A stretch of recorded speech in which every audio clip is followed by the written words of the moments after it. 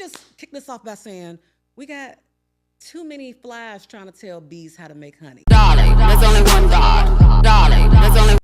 Welcome to the Dirty Bag Podcast. I'm your host, Cookie, and thank you so much for tapping in with me. You could be anywhere listening to anybody, but you're here with your girl. And I love that for you. I truly do.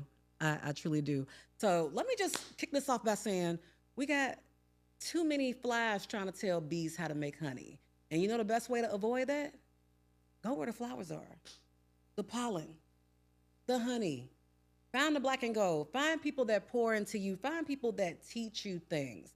There is nothing to be celebrated with surrounding yourself with people that do not challenge you, make you better, make you question why you do what you do. So recently, I traveled back to Atlanta.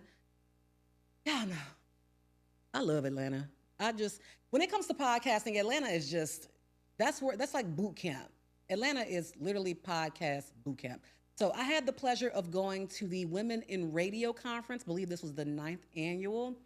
I didn't know this was a thing. I went because one of my favorite podcasters, OG Mandy of Horrible Decisions, was on the panel. And with me, when I respect people, when I admire their work, if you're part of the reason that I started doing what I do, I want to come hear you speak. I want to soak all that knowledge up in person. So I get there. Oh my God, it was a room full of bosses, intentional bosses. And not to say that other rooms don't have that, but it's just something to be said for being around women in both the podcast and radio space. It just refilled my cup. And what they all seemed to have in common was encouraging us to keep our own shit. Stop trying to attach yourself to these entities, because there's so many people, so many podcasts that really want to get into radio. Like, that just seems the next phase of where you're trying to go. Hold on, make sure this mic ain't hating on me today. I'm gonna have to hold it like an R&B singer. I'm gonna turn into Toni Braxton for y'all. In fact, no, I'm gonna turn into Karen White, because she was at this conference and she hopped on the mic and sang Superwoman, which is one of my childhood favorite songs. Shout out to the girl that didn't know the damn words. I don't know if that was on purpose, if she intentionally didn't know what was going on, but my childhood dream of meeting one of my childhood idols was fulfilled that day. So yes, Karen White was in the building. Well, let me make sure we're good. Make sure we're good. I think we are. I think we're good. I think we are. So let's talk about being happy and clapping for another woman and celebrating her and fixing her crown. So there was a grant. $1,000. Y'all know a girl been broke. $1,000 is, it's like being rich to a girl when you going through, when you in them dry seasons. But there was a grant for students or women in podcasting or the radio space, and you had to give a 15-second pitch or 30-second pitch. And what I've learned is a lot of closed mouths don't get fed because people are embarrassed about needing to open their mouth. Let's be clear. When you have a platform and you're trying to grow and you need equity or anything, I don't see how you can be too proud to ask for help. I don't. You worried about looking a certain way to people that don't give a damn about you, do not care about you. Again, we talking $1,000 to just explain in 30 seconds why you're deserving. I wanted it. I noticed that some of the other girls did their videos, you know, just kind of, it looked impromptu to me in their cars and things like that. Y'all know I had to do it here. I had to show out in the studio, which would show that you don't actually have a need because you have everything you want. I love the fact that I saw that there are women in this podcast space who are also in the radio space who are self-funded, that's been grinding it out for 6-8 years, just doing whatever. And I didn't win it. I did not win it at all. I didn't win the grant, but the two ladies that did, they seemed so very deserving. And looking at the fact that, again, both of them were self-funded, they've been grinding it out for a long time. They really put in the work. Sometimes it's okay to clap for other folks' wins. It is okay. It's not your time. If somebody else needs the blessing more than you, let it be that. I think sometimes we're so devastated by things we think we deserve, we don't understand that blessing might have been for that person. Like, God had that for them. They needed that a lot more than you did. So it's okay to lose sometimes. You can't win everything. And if you win everything, There's no character development in that. You're never gonna grow, and you gonna think your ass got it like that, and it's gonna make you lazy and complacent. I'm okay with losing things sometimes. It might sting for a little bit, but I'm still her. Beyonce just won Album of the Year. One of the most decorated, well, she is the most decorated Grammy winner, is just now winning Album of the Year this year. And it's for a country, well, it's a Beyonce album, a country album. So what we can all learn in that is your time is your time. But every time she lost, she didn't quit. She went back to the drawing board and gave us something amazing, gave us another masterpiece. So there's that. But connecting with those ladies kind of afterwards, just, I loved being in that room. So, and the funny thing about being in them rooms, you don't know who you next to. I had a cute prego taking our pictures. Come to find out, she was the producer of The Breakfast Club. What? And I didn't realize it till she got on the panel, but she was so humble. I got to meet Shirley Strawberry of the Steve Harvey Morning Show. Like, sometimes you gotta get in the room, but get in the right rooms. Get in rooms that make sense for you, not what people tell you. I've had folks tell me if I didn't go to certain events, you know, it would kind of be of a disadvantage. You need to get around this person, that person. No, I need to get around who is feeding my spirit. I need to get around folks who I feel character I respect. I need to get around people that dance. Y'all don't dance no more. Now, shout out to whoever started this throwback chicken head challenge on TikTok. I love you. You are doing the Lord's work. Want to know why? Because I'm an early 2000s young adult. I graduated high school in 01, so you already know chicken head, Nina Pop, that's me right there. That's me. That is the first challenge I did on TikTok that picked up. Now, granted, I don't have the same knees I had in 04 and 05. So I'm in pain. My rotator cuff is jacked up. I probably need some new knees. I'm due for some new knees. And it's because of all the strain and abuse I put on myself in the name of turning up in the club. And this is why I don't be having fun at y'all events, because y'all don't dance no more. You don't pancake enough for me. Y'all don't pancake. You don't sweat your makeup out. You don't wear 3-piece HR outfits. No, I don't either. But I'm just saying, it was just very nostalgic how many people in their late 30s and 40s came through like, yo, you killed that. I miss it. That was such a dope time. It was such an amazing time. Want to know why? Because we didn't have social media. Or it was just taking off. We didn't really have social media. Some of us were just getting cell phones. We were able to just be present and in the moment. And I think that a lot more of us would be happy if we stayed present and in the moment instead of trying to provide proof of life on social media. And I'm talking to myself with this. You ain't got to record everything. I told somebody recently, like, you know what? I want to have the kind of friends I can go hang out with, and it doesn't have to be a production. We can go out without a ring light. It doesn't need a caption and flowy screen. Sometimes I want to come outside looking raggedy.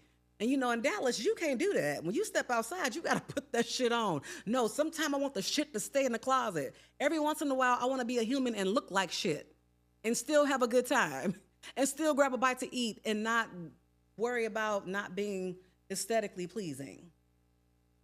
I'm cute. I got my face beat by one of the best in Dallas. And I'm going to try to look better this season, y'all. I understand.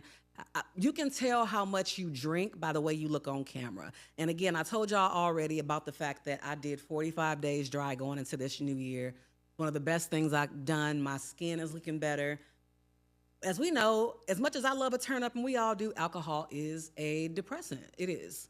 So again, there's more clarity on my end.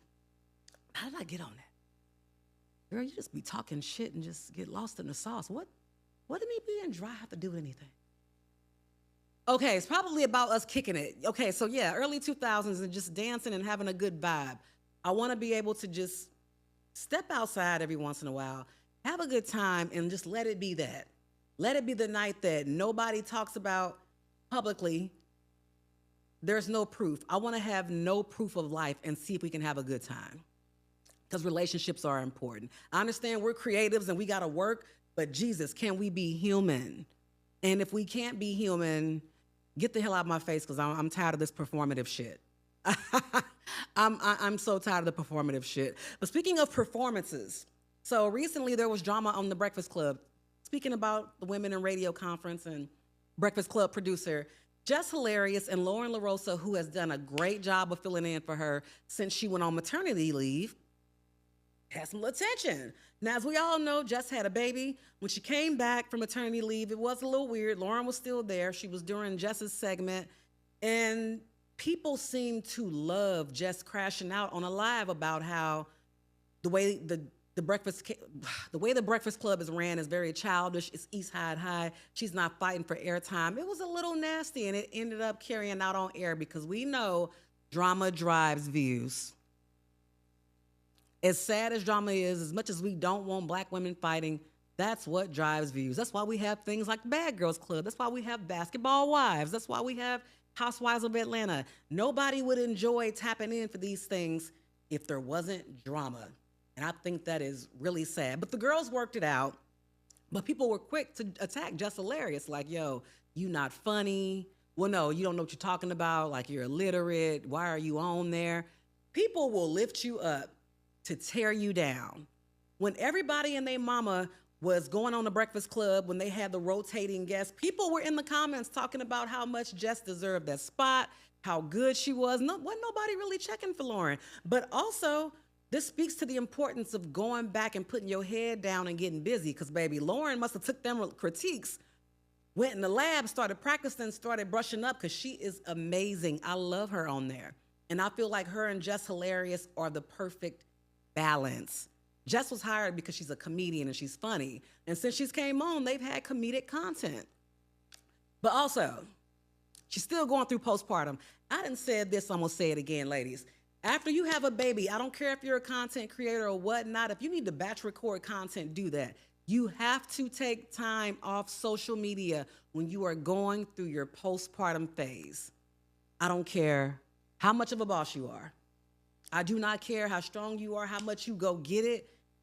Comments are gonna get to you. And I saw a lot of folks, don't read the comments, don't let folks trick you out of your spot. First of all, the majority of people saying this don't have 1 million followers. We've never dealt with that type of scrutiny before, not even close. We have not been in her position, and a lot of folks that never went through postpartum. So it's very easy to tell people what you would or would not do when you ain't never been in that situation. Okay? And that's just my thoughts on that. You have to take time for yourself. And just the internet is not a safe space when you're healing. And especially coming back to a work environment that you already had to fight to get your righteous pay. She had to negotiate. She had to twist the Breakfast Club's arm to give her what she wanted because they were offering her for a year, I guess, what she made in a month. And that's crazy. I can speak to going on maternity leave and then coming back to a role where you wasn't that appreciated anyways, and they low-key had it out for your ass. I know what that looks like. It's very hard to come back to work and not feel welcome and to feel like people are slowly trying to get rid of you. And it doesn't change because it's two black women. In fact, it's worse when it's two black women because in corporate environments, they have a way of presenting this scarcity mindset like there's only room for one. Any situation I've been in corporate with a black woman, there was always somebody trying to pit us against each other, or we allowed our own insecurities to take over. And now one of us got to go. And that's just, God, I just wish we could do better with that. But they did turn it into comedy. They made it a little The Boy Is Mine, like The Job Is Mine parody. So the dope thing about creatives, especially comedians like Jess Hilarious, is you can take a low moment and spin it.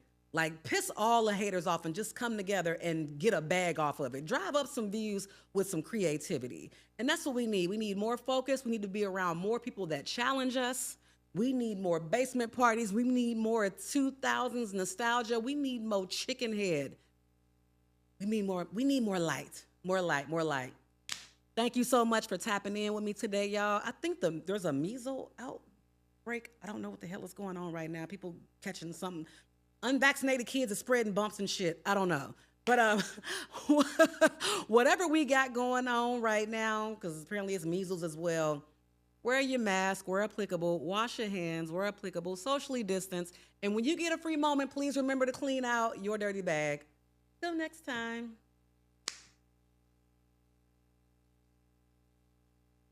Darling, there's only one God. Well, darling.